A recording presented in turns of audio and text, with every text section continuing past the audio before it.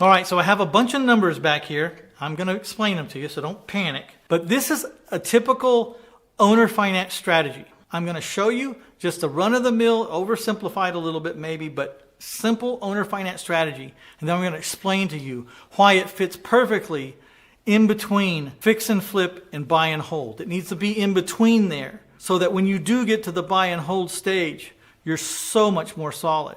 So here we go. Got your pen and paper ready? First, we find a house that has an owner finance value of $150,000. And then, once we've determined that this property that we're interested in that has a motivated seller for whatever reason, that the property's worth $150,000, we negotiate to buy the house for $75,000 fast cash, okay? Fast cash. Now, as soon as that buyer says yes to this offer, $75,000, we go out and we borrow $75,000 from a private lender or an institutional lender, but probably a private lender. And we give that private lender a first lien on a $150,000 house so that they're loaning $75,000, and if they don't get paid as agreed, they get a $150,000 house. This is a sellable transactions. A lot of people would like to loan you money under this condition. The condition to where they're loaning a little bit and they have a piece of collateral that's worth a lot, okay? This makes loans a no-brainer for lenders. Now, what does this lender loan you money? What are the terms? Well, we're going to ask for 8%, 15 years, and our payment going out is going to be $717. Okay, that's principal and interest. Is 8% a healthy return? Sure it is.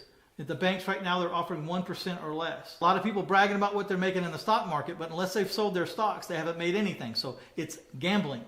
So this is a 8% on your $75,000, or you get a $150,000 house. Again, do you see why people would loan you under these conditions? So once we've consummated this acquisition and financing part, then we go to the sale. Now down here, we sell the house for $150,000. We already knew we could sell it for $150,000 because of the research we did up here in the very beginning. So we consummate on that. We sell the house for $150,000. We take at least 10% down. And in this case, that's $15,000. Now that's not to say that I couldn't have found a buyer with $20,000 down or $25,000 down or $35,000 down. But the minimum I would take down, the way that I do it, is 10%. So 10% of $150,000 is $15,000. This buyer that I'm selling to is giving me $15,000 cash, and then I'm agreeing to finance this $135,000 for my buyer. I'm going to seller finance it at 10% for 30 years. Notice I borrowed at 8% for 15. I have a payment of $717. I'm selling it carrying a $135,000 balance at 10% for 30 years, and I have an incoming payment of $1,185 per month.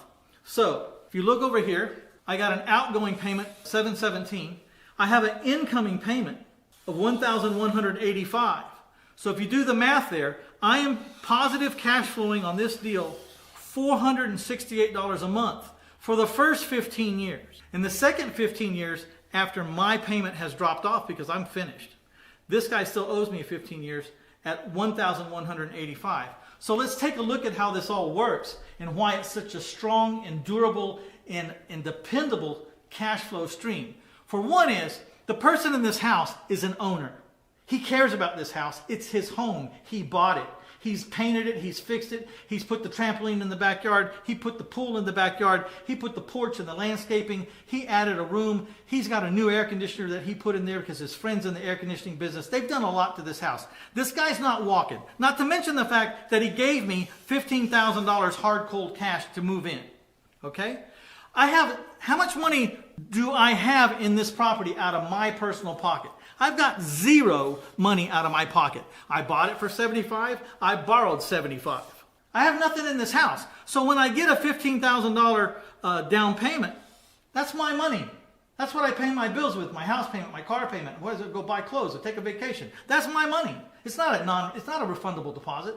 It's a down payment. It's my money. So that's a lot of glue right there. That's enough glue to make it stick. But the emotional and the pride of ownership and the kids in the school district and the whole thing, that's a whole nother set of glue. These deals are strong. They're dependable. And then I have this $468 a month that's coming in, but just about the time, $468 isn't worth that much because of inflation, like 15 years from now, my payment drops off. I'm done. And now I'm collecting the whole $1,185 for another 15 years. So I kind of like got a built-in inflation thing here. I'm collecting $468 for 15 years, and then I no longer have a payment anymore, and then this guy still owes me the whole $1,185 for 15 years. So do you see why this is a logical move? When you go bird dogging to wholesaling to fix and flip, you got yourself on a hamster wheel and you're just doing something that has to be done over and over and over again. So we start to move in, and typically people move into this buy and hold phase where they're a landlord and they have all these liabilities and all these expenses, and they really don't know if they're going to make any money at the end of the month, because it depends on if the air conditioner breaks or the roof leaks or the hot water heater goes out or somebody drives a car through their garage door. You know, you can never depend on that rental income really, but this you can depend on.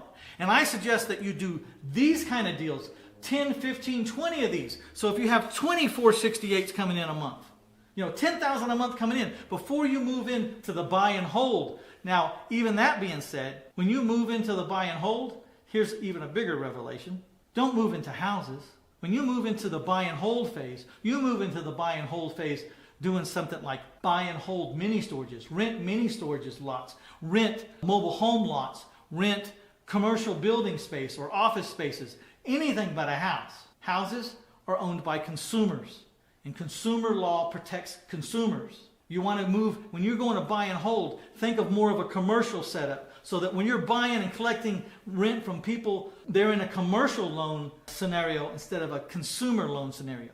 Again, consumer loan would be someone moved into my house and it's their homestead. That's a consumer loan. Consumer loans have a lot more teeth, there's a lot more regulation, and a lot more dangerous liabilities to you. If you do commercial loans, you get rid of all that. So, do owner financing before you move into buy and hold. And when you do move into buy and to hold, don't do it with homes. Do it under commercial circumstances. And there's your revelation.